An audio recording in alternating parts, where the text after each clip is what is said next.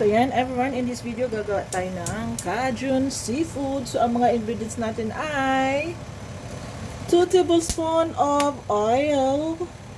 So gamit ako ng Sunny Bloom oil or sunflower oil. You can use vegetable oil or any oil that you like.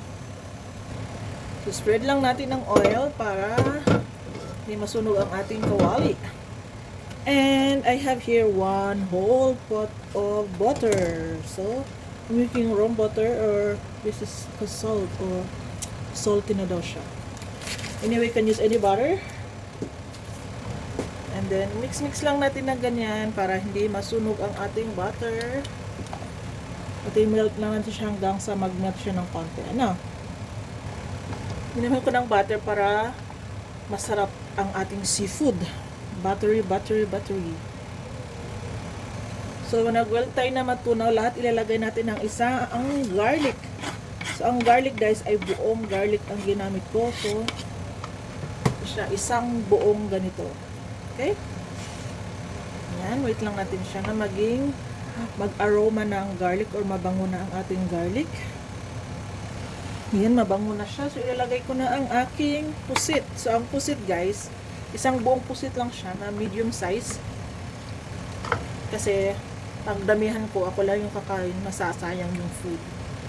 So, isang pusit lang ang nilagay ko. So, hintayin natin siyang, lutuin natin siya ng 3 minutes. Ayan. Ayan. So, easy. Set aside ko muna siya kasi ilalagay ko ang ating spices. Aside ko lang siya. Ayan. Para hindi siya mag-overcook. Ayan. Next is ang ating Cajun mix.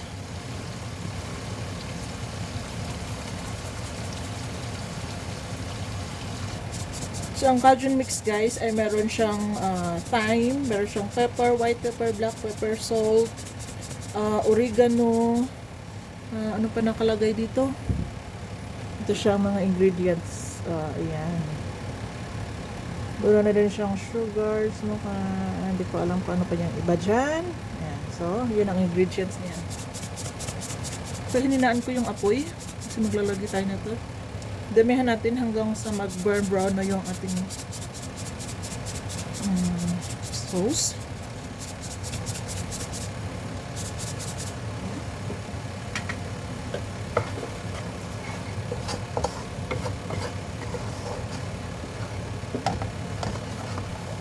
So mag-a-add lang ako later kung kulang. And then, yan po oyster sauce, mga 1/4 cup. Doon tayo ng mati.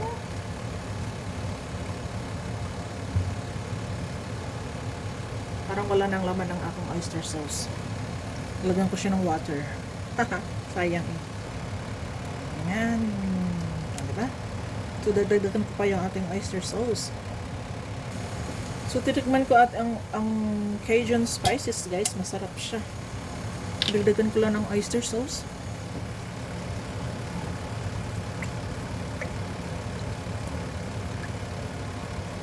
I think that's enough.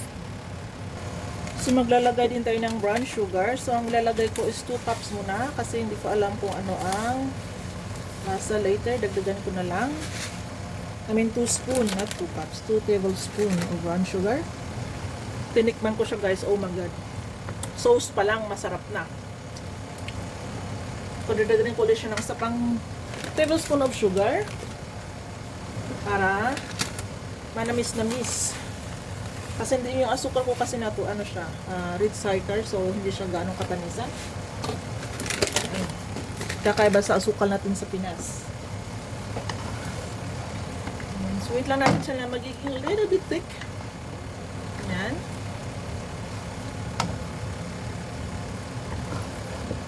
Tapos of course titikman natin para malaman kung masarap na bang lasa. Yummy. Aning ibabalik ko uli ang what do you call this one? Ang pusit. So I'm gonna cook the pusit for 1 minute. 1 minute lang siya, 1 minute. On natin. So, 1 minute. Tapos meron ako ditong anong tawag na, kalimutan ko, Wolfen yata ito. Ano siya guys, cook na siya or boiled na siya. Kung meron kayong crabs, sayang yung mga mais. Kasi pinakuluan ko siya kasama yung mais. Kung meron kayong crabs ang ilagay nyo. Since wala akong nakitang crabs sa supermarket, ito ang binili ko. I mean, nagpunta kami kanina sa palengke, wala siya.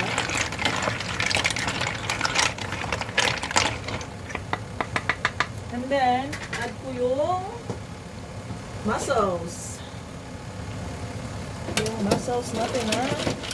Pinakuluan ko na din. Ayan.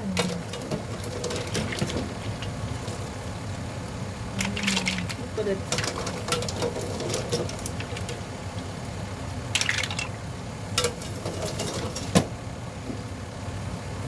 Sarap talaga nito. Ito yung masarap na handaan pag bagong taon. Kasi, so wala tayo sa mga, ano yung pang-ano na food. So, ito naman. Parang maliit ang aking kaldero. And then, isusunod ko ang hipon, my favorite. Kaso, ano lang siya, half kilo lang nilagay ko. Dapat pala 1 kilo na lang niluto ko. Kaso nga, maliit ang aking kawali. So, baka hindi siya magkasya. Ayan. And then, ang my favorite also mais. Ayan. So, 2 mais siyang pinakuluan ko. Masarap siya. I mean, i-mix lang. I-mix. Mali talaga ang aking kaldero. Haha. Laglagan na sila. Hinay-hinay lang sa pag-mix. Mix natin hanggang mag-ano yung sauce sa iba.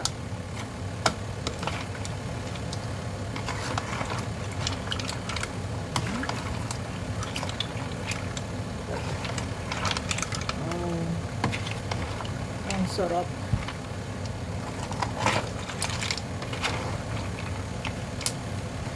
And then takpan siya for 3 minutes.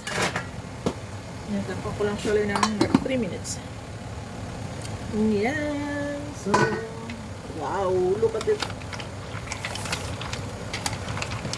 Ang sarap.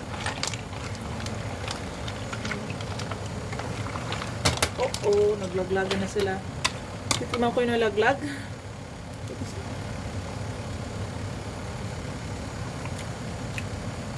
Oh my God. Ang sarap. Wow. Actually, first time kong gumamit ng Cajun spices. Oh, talagang mapapawaw ka sa sarap. Oh my God. So, nagugutom na ako. Lalo, kain na tayo. So, maglagay na tayo sa plato. Parang mali ang aking pwesto. Oh my God.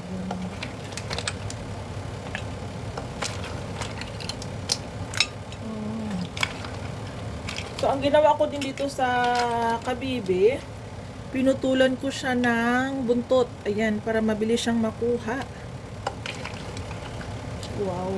Look at that. Ito ng ating shrimp.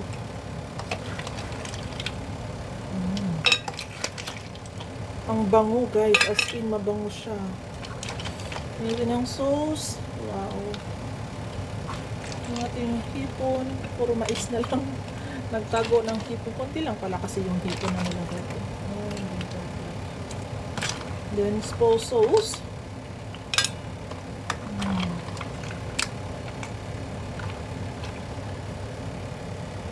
Wow. Sarap. Ganyan guys. Kain na tayo. Kain. Yan. What are you doing? Knocking the day? Is it yummy?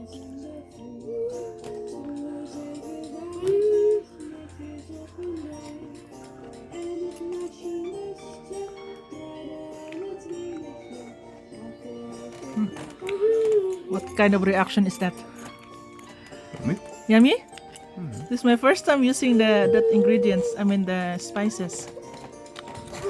I like it too, honestly. Is Taste really yummy. Yeah, I taste it. It's really yummy. But this one, no, not yet. I didn't eat this one It's yet. hot. It is hot as new cook. So guys, kain muna kami. Well, atun ko kasi first time niyang kumain na yan.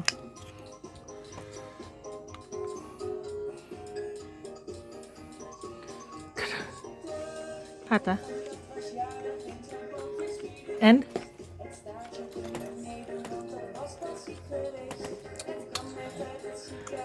Yummy? Oh. So we're gonna eat. Thank you for watching. Say bye. Uy, bye. Nag-enjoy na siya sa food. Hindi na makapagbabay. Bye.